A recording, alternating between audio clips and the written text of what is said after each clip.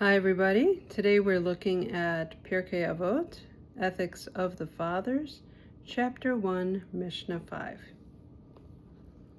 Yosei ben Yochanan of Jerusalem said, "Let your house be open wide, let the poor be members of your household, and do not gossip inordinately with the woman." This is said about one's own wife. How much more strongly does it apply to the wife of one's fellow? Hence the sages say, "Whoever gossips inordinately with a woman brings evil upon himself, neglects the study of Torah, and in the end will inherit Gehinnom." So it sounds kind of serious. And at first look, you say, "What? We're not supposed to talk to women? Blah, blah, blah." Don't get excited. That's why we're learning. I also, when I first looked at this, I was like, what? What are we saying here? But this is why we take the time to learn. It's actually a very deep Mishnah, and I really enjoyed researching it. Now, there are a few parts to this Mishnah, obviously. Let's unpack it. My main sources for my research were Ethics from Sinai, Rabbi Bunim, and a video by Rabbi Steinsaltz. I found a series of him going through the Pirkei Avot. So those are my two main sources. There are others, but those are the two main ones. So let's look at this. Now, God gave us the Torah, and that's why I don't believe that it's sexist. Because God, the master of the universe, gave us something special, it doesn't make sense for it to be sexist. Now, what I do love about Judaism is how real it is. It applies to real life. Now, let's start. Yosei ben Yochanan of Jerusalem says, "Let your house be open wide." Many houses are open, but they're really only open to friends and to people who benefit you. Do we really help poor people? Do we bring poor people into our homes? It's way easier to bring friends and people who can benefit us. So there's two different ways here. The Hebrew here is aniyim, poor. That's the word for poor. Ani is poor. Bring the poor people into your home. Now, this refers to financially poor, obviously, but we have to treat them with respect. They're already feeling humble for having to ask for help to begin with. You don't want them to feel worse. So you're treating them like you would a member of your household. You wouldn't want to make someone in your member of your household feel bad. Why would you make someone asking for your financial help feel bad either? Now, ani also can refer to being poor in other ways. Someone who needs help in any sort of way could be considered poor. Like, they need advice. They need a sympathetic ear. They need a friend. They may need emotional support. It doesn't mean necessarily that they need money. Poor can refer to needing emotional support. So they should be able to find that support, that friendship in your home, being a part, feeling a part of your household. Now, Rabbi Steinsaltz makes an interesting point here. You're bringing people into your home. These could be men, these could be women. Now, here it's speaking to men, but it really could go both ways. Don't gossip inordinately with the woman.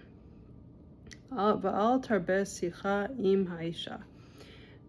Now, what's interesting is, first of all, oh no, don't talk to the women. No, that's not what it says actually at all. It says, don't gossip inordinately. Okay? Now, we're talking about boundaries.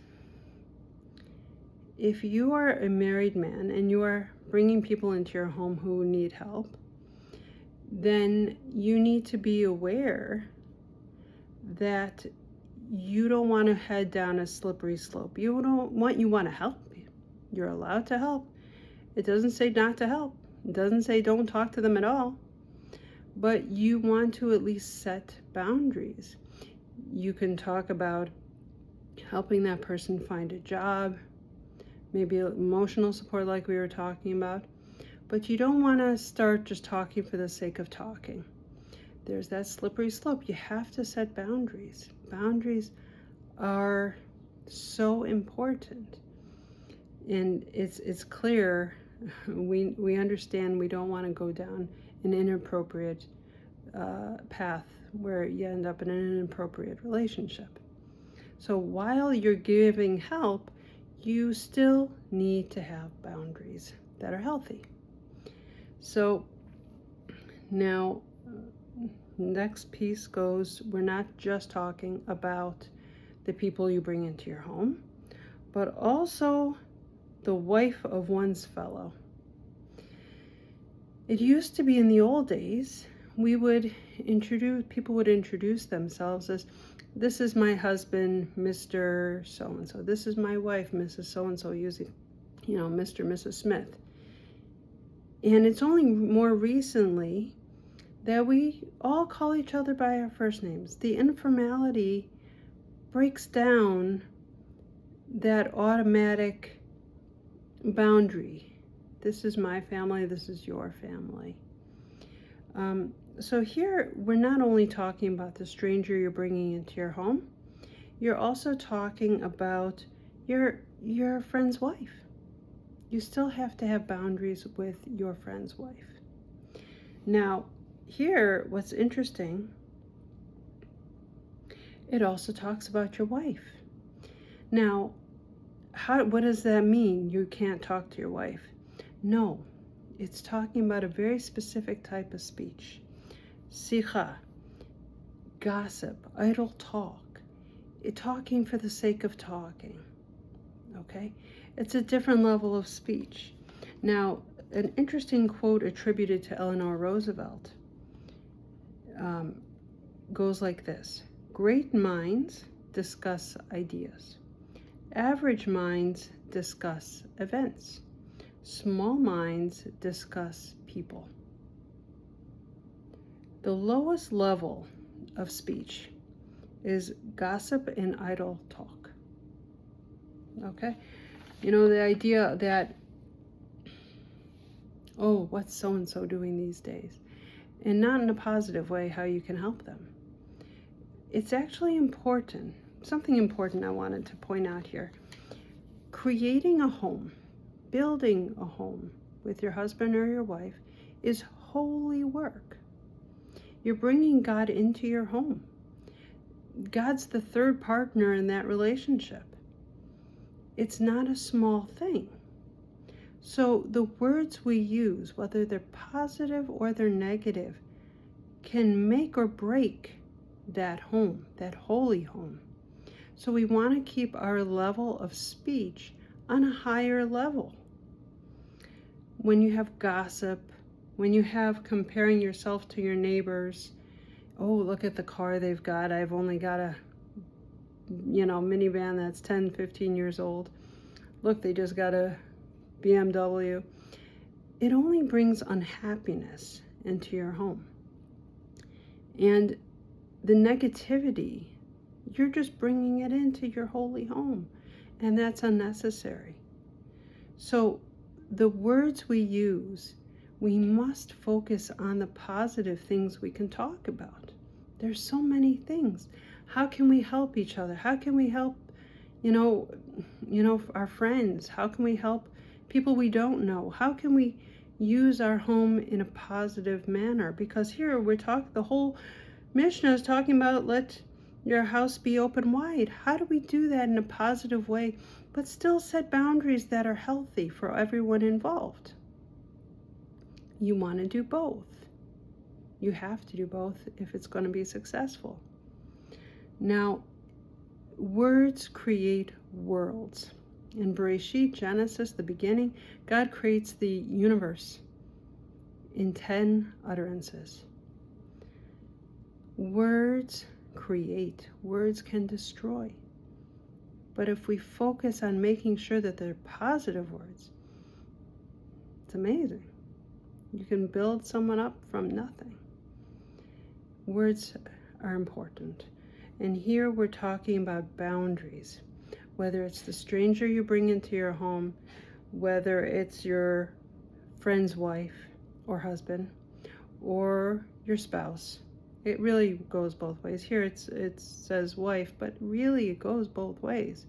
The relationship you have with your husband or your wife is incredibly special, and it must be protected. Your home must be protected. The boundaries must be set in order for it to be a healthy place. Now, the Mishnah ends with, unfortunately, what happens when you don't set healthy boundaries. The sages say, whoever gossips inordinately with a woman brings evil upon himself, neglects the study of Torah, and in the end will inherit Gehinnom. So, Gehinnom translates to hell, purgatory, but we don't have the same type of translation of purgatory as you might think. That's for a different day. But everything we learn from Torah is practical, and we can put it into doing, into our lives. So while you first look at this Mishnah and say, what are we saying here? Take a moment, look it over, and I hope we all learn something from this Mishnah. Have a great day.